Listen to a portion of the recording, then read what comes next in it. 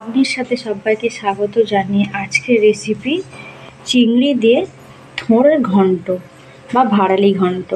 কিভাবে করেছি স্কিপ করলে বুঝতে পারবেন না, তাই পুরো ভিডিওটি দেখার অনুরোধ রইল। তাহলে চলুন দেখে নেওয়া যাক রেসিপিটি। থোড়ের ঘন্ট চিংড়ি দিয়ে।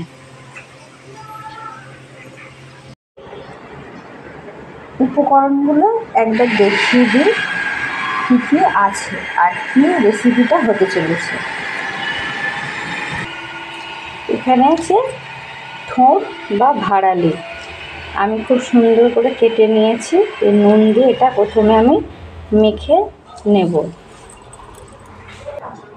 এখানে আছে আলু, বেগুন। আলুগুলো এই সাইজ করে কেটেছি আর বেগুনগুলো একটু লম্বা লম্বা করে কাটা আছে।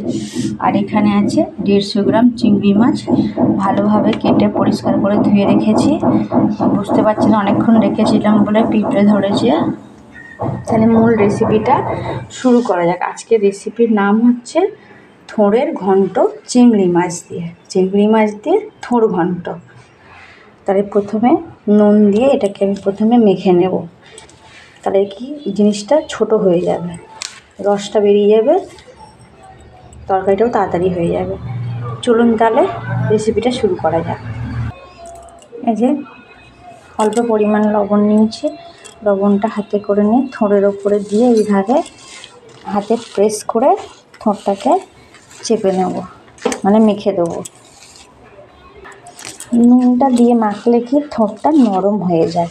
আর থোড়টাও খুব কচি ছিল, পাকা নয়। দেখুন কতটা কমে গেল।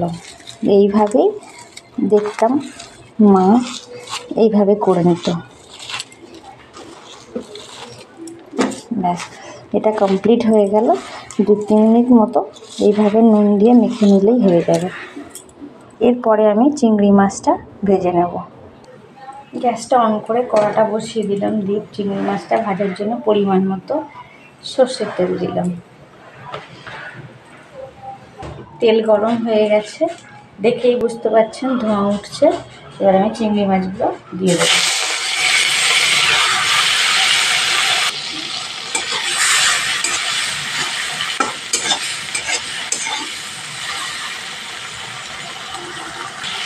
চিংড়ি মাছ ভাজা হয়ে গেছে, এবার আমি তুলে নেবো একটা পাত্রে।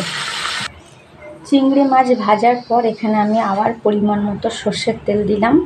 হাতে বানানো, মানে হাতে বানানো বলতে ঘরেরই বানানো বড়ি ভেজে নেব। মান কচু দিয়ে বিউলির ডাল এর বড়িগুলো দিয়ে দিলাম। বড়িগুলো একটু ভাজা ভাজা করে নেব। থোড়ের ঘন্টতে বড়ি চিংড়ি দিলে এর স্বাদটা টোটালি বেরিয়ে যায়। বড়ি ভাজা হয়ে গেছে, তুলে নেবো। চিংড়ির বাটিতেই রাখবো বড়িগুলো।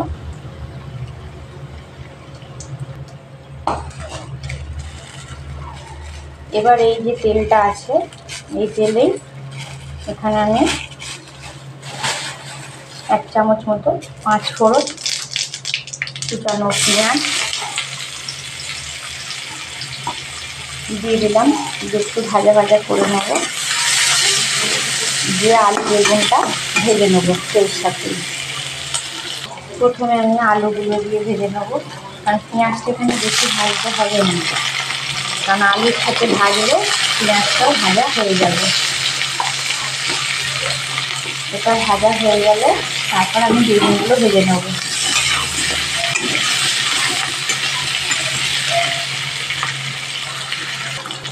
বেগুনগুলো ভেজে নেব এর সাথে।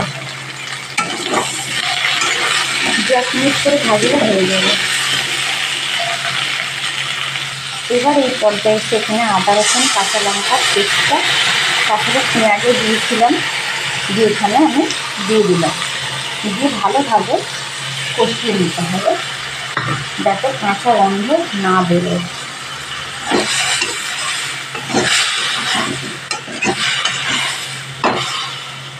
এর সাথে ঘরে যে থাকা মশলাগুলো সেগুলো আমি দিয়ে দেবো একে একে। যেমন ধরুন হলুদ 1 চামচ, কাশ্মীরি লঙ্কার গুঁড়ো 1 চামচ কালারের জন্য, ধনের গুঁড়ো 1 চামচ,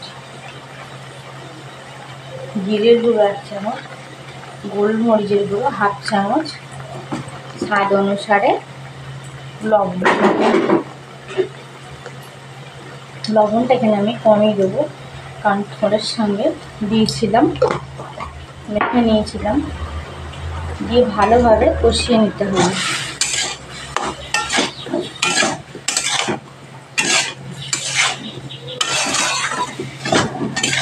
একটু কষানো হয়ে গেলে থোড়টা এবার দিয়ে দেবো।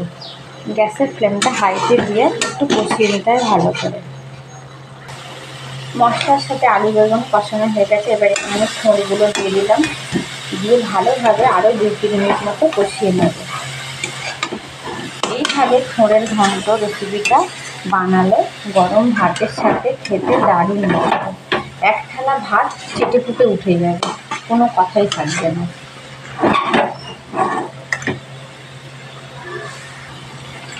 থোড় আলু বেগুন মশলার সাথে কষানো কমপ্লিট। এখানে এই পর্যায়ে এসে চিংড়ি মাছ আর বড়িটা আমি দিয়ে দিলাম। দিয়ে আরও 1 মিনিট মতো ভালোভাবে কষিয়ে নিয়ে তারপর এখানে পরিমাণ মতো জল দিয়ে দেবো কুক করার জন্য।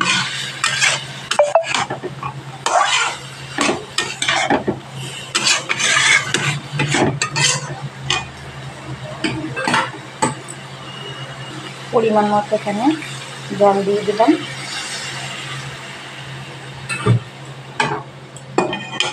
দিয়ে ভালোভাবে জলের সাথে নাড়াচাড়া করে 5 মিনিট মতো ঢাকা দিয়ে রান্না করে নেব।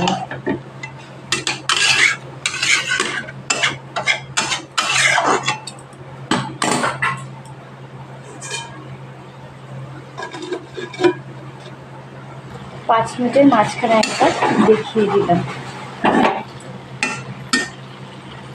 আলুটা একটু বাকি আছে, 5 মিনিট পরে ফিরে এলাম। এখানে প্রয়োজন মতো একটু চিনি দিয়ে দিলাম, দিলে কি স্বাদটাকে ব্যালেন্স রাখতে সাহায্য করে।